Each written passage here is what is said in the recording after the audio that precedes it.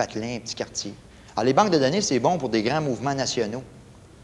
Mais quand tu arrives dans le local, dans le détail, banque de données, qu'est-ce que tu veux? BBM n'ira pas checker à tout bout de champ à Saint-Éphrem-des-Meumeux si le monde écoute la radio bleue ou la radio rouge. Tu sais. Alors, dans ce sens-là, les banques de données, tu peux pas dire c'est jamais important, comme tu peux pas dire tout le temps non plus c'est toujours important. Ça dépend des cas. Dans les grands clients, plus que 9 fois sur 10, tu vas te servir d'une banque de données. Dans les cas des petits clients, 9 fois sur 10, je dirais, tu ne peux pas t'en servir parce que les banques ne contiennent pas l'information dont toi, tu aurais besoin. Oui?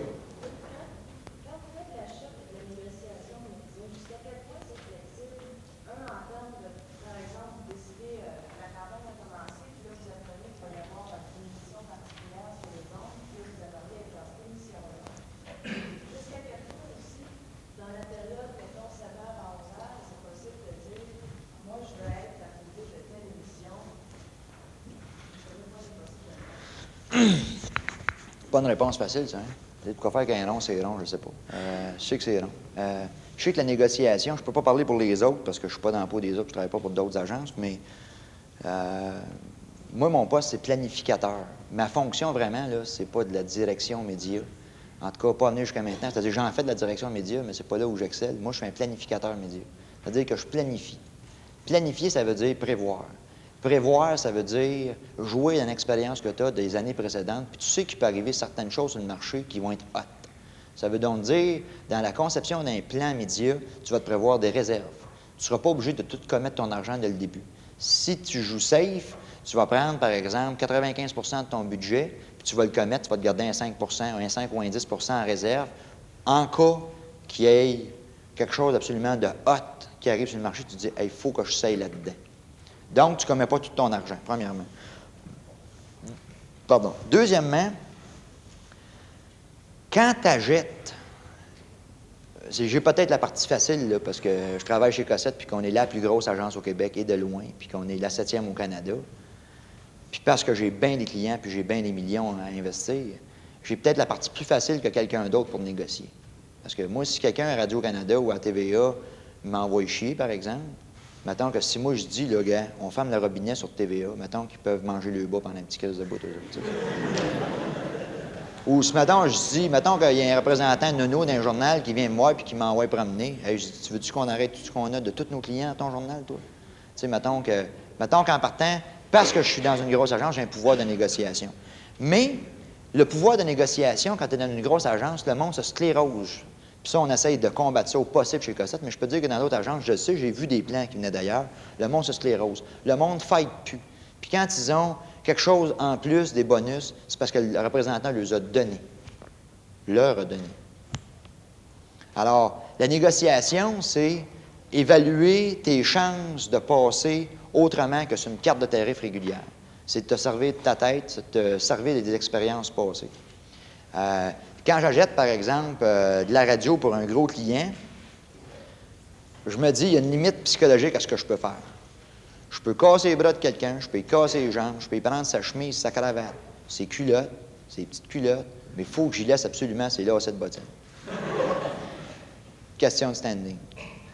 Mais on fait les fous, là, mais oui.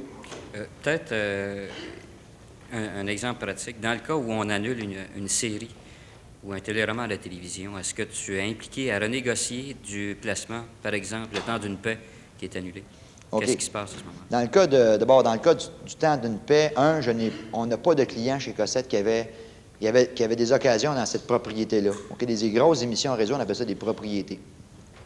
On n'avait pas, nous, aucun de nos clients chez Cossette qui avait des occasions dans cette émission-là. Donc, je ne peux pas dire, moi, ce que je ferais, par exemple, sur ce cas-là. Mais ce que je ferais si j'étais là-dedans, il y a, dans tous les médias, un ordre de préférence en fonction du total d'investissement effectué dans un même média. Par exemple, au réseau Radio-Canada, on a beaucoup de clients qui achètent du réseau. Cependant, ils ne regarderont pas rien qu'un client, ils vont regarder Cossette, ils font combien de notre billing à nous autres. En fonction de ça, je peux jouer des coudes pour obtenir une meilleure propriété possible. Ou si je pense que qu'est-ce qu'on va m'offrir en remplacement, si je pense que ça ne fera pas le poids ou qu'il ne m'en donne pas assez, je peux dire non, c'est pas ça que je veux à la place. Laisse faire ça, donne-moi ça. Ça revient à dire la négociation. Les annonceurs qui se trouvaient, par exemple, dans le temps d'une paix, qu'est-ce qu'ils auront? Ils auront probablement pas tous la même chose. Ça va dépendre de l'agence qui s'occupe de leur compte, du total de billing que l'agence fournit au réseau Radio-Canada, puis de l'intelligence des gens de médias qui vont se mêler du dossier. Alors, ça dépend de bien des choses. Mais il n'y a pas une réponse. Comme par exemple, je peux te dire que la case horaire qu'occupait le temps d'une paix a été allouée à l'émission Le Parc des Braves, qui, d'après moi, va être une excellente émission en termes de code d'écoute, en termes d'auditoire. OK, je ne parle pas là, du contenu de l'émission, ça, c'est pas ma job de dire si j'aime Gérard Poirier ou pas. Ça, c'est bien secondaire. Mais si je pense que ça va poter en termes d'auditoire, je pense que oui. Je pense que si j'avais un conseil à donner aux gens qui étaient dans le temps d'une paix, c'est d'accepter un transfert dans le Parc des Braves, 1, puis 2, de négocier 25 de la valeur en fringe ailleurs sur le réseau. C'est ce que je dirais, je considérerais ça comme honnête. Oui? On a vu qu'en création, que ça différenciait des autres agences au Québec, au niveau médias, est-ce que peut-être vous, de ces autres fonds, vous avez des politiques, des stratégies différentes? Je vais dire, en média, on ne fait pas pantoute ce que les autres font. Tu sais, oui, un PEB, oui, il y a de la portée, oui, la fréquence, c'est pas plus vrai ou moins vrai parce que je travaille chez Cossette. Ça, c'est la vraie vie, tu comprends? Le PMB, j'ai le même PMB que quelqu'un chez Vickers Benson ou chez BCP ou quelqu'un d'ailleurs. Mais oui, la réflexion média chez Cossette est passablement différente. On est des gens qui croyons beaucoup à la stratégie. 2, on est des gens qui n'aiment pas refaire d'année en année les mêmes choses. 3, on est des gens qui fouillons énormément les choses. 4, ça ne nous dérange pas de se faire dire par les Anglais qu'on veut toujours réinventer la roue. 5, impossible n'est pas français, n'est surtout pas un mot connu dans le vocabulaire Cossette. 6, on n'a jamais trop d'ouvrages pour se permettre de ne pas négocier. 7, le client, c'est lui qui nous fait vivre, parce que ce titre-là, c'est la personne la plus importante à l'agence. 8, on a du fun à se botter de derrière. Attends, faut que j'en trouve 2 pour me rendre à 10, là. 9, on est coaché dans ce sens-là. Le gars qui colle les shots pour le service média, c'est Pierre Delagrave. C'est un homme excessivement brillant. C'est pas, il n'est pas ici de mon boss, il n'y a personne qui va y répéter, mais honnêtement, selon moi, c'est sinon le gars au Canada, si c'est pas le premier, c'est le deuxième en média, et de loin. Il y a une compréhension de la chose média absolument incroyable. Puis il y a 10, plus tu gosses, mieux t'es payé. Une autre question? Oui?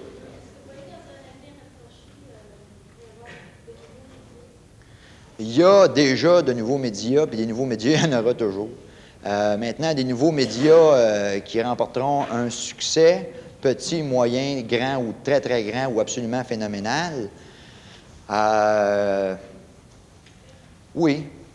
Par exemple, la télévision payante, il y a beaucoup de gens qui disent « Ah, ça va planter la télévision all right. » Je veux dire, au dernier sondage BBM national, il y avait moins de 1 de toutes les heures d'écoute effectuées qui étaient effectuées sur soit la télévision payante, soit ce qu'on appelle les VCR, ou les vidéos cassettes recorders. Là.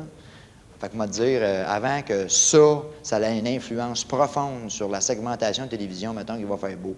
Okay? Je ne dis pas que dans 20 ans, ça n'arrivera pas.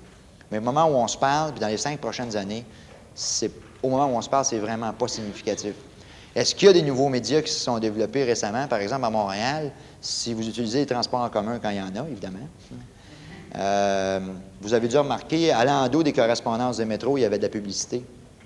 Ça, c'en est un nouveau média. Un nouveau média qui, à mon avis, peut être bien intéressant. Quand la personne avait pensé à ça, elle est venue me voir pour essayer de me vendre ça la première fois, j'ai dit, ça, c'est intéressant, maudit, puis on commençait à faire des plans d'avenir, mais j'ai dit, combien tu vends ça? Tu sais, il voulait me vendre ça 4 fois le prix de la télévision. J'ai dit, t'es-tu malade, toi? J'ai dit, il y a quelque chose qui ne marche pas là. J'ai dit, tu veux faire de l'argent vite, mais tu t'en feras pas ici de certain. Puis là, il me dit, il m'a quasiment envoyé promener. Il y a pensé 3 mois, il n'a pas réussi à rien vendre, il est revenu me voir. Puis là, il a dit, peut-être qu'on pourrait s'entendre sur tel prix. Bon, des nouveaux médias, il y en a. Ça, c'en est un. Des nouveaux médias, il y en a aussi. C'est souvent prendre un média qui existe puis le traiter d'une nouvelle façon. Par exemple, dans l'affichage extérieur, je prends ça comme exemple, dans les années passées, dans les 3 dernières années, il y a eu la naissance du Manic, il y a eu la vie du Manic, puis il y a eu le décès du Manic. On était associés, nous, chez Cossette, à ça, c'est-à-dire qu'on était l'agence de publicité du Manic. Évidemment, on n'a pas participé au décès, parce que c'est pas nous autres qui collent les shots à savoir s'ils étaient pour devenir Canada Team ou pas. On nous avait dit de ne pas le faire, mais ils se sont entêtés. Quand on a utilisé l'affichage extérieur, le super panneau sur le métropolitain, on a fait ce qu'on appelle un 3D ou un 3 dimensions. Ça devient un nouveau média. Mais non, le super panneau, ce n'est pas un nouveau média en soi. Tu comprends? Alors, il y a des nouveaux médias qui existent. Des vraiment importants, moi, je vois peut-être s'il y a des réglementations au niveau du CRTC, qui est un appareil gouvernemental qui régit toutes les communications électroniques, s'il y a des réglementations de leur part, il pourrait avoir un grand avenir au niveau de la câblo-diffusion puis de la câblo-distribution. Mais à part de ça, non, je ne vois pas. Oui?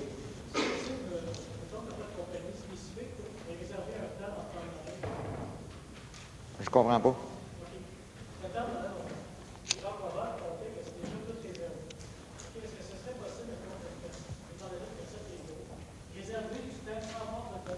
Non, ça, OK. Ça, c'est ce qu'on appelle du courtage. Au Canada, la loi t'interdit du courtage. C'est-à-dire que si moi, j'achète à Radio-Canada du temps d'antenne télévision, il faut que je signe un contrat et il faut que j'ai un nom de client. Non, monsieur. D'ailleurs, je vais te dire pourquoi ça ne serait pas souhaitable. Aux États-Unis, ils ont le droit. Il y a des agences qui ont le droit de faire du courtage. Alors, ce qu'ils font, c'est qu'ils achètent de la télévision en masse, ils revendent à leurs clients. D'un coup, whoop, il reste 4 mois à faire dans l'année, ils sont pognés avec une valeur de 20 millions qu'ils n'ont pas revendu. Qu'est-ce que tu penses qu'il va arriver des plans médias qui vont être faits pour cette période-là? À l'interne, ils vont te dire, « Hey, toi, je pense que tu as besoin de la télévision. » Tu comprends-tu, là? C'est peut-être la télévision, ça n'a rien à voir. Mais là, mettons que tu perds l'objectivité de ta démarche. Parce que je me considère et j'espère que les gens de médias se considèrent comme étant des gens objectifs. On se veut à la fois des scientifiques en termes de communication et on se veut également des artistes. Mais on se voudrait pas des bullshitters ou des nonos, bien qu'il y en ait une gang dans le milieu, malheureusement.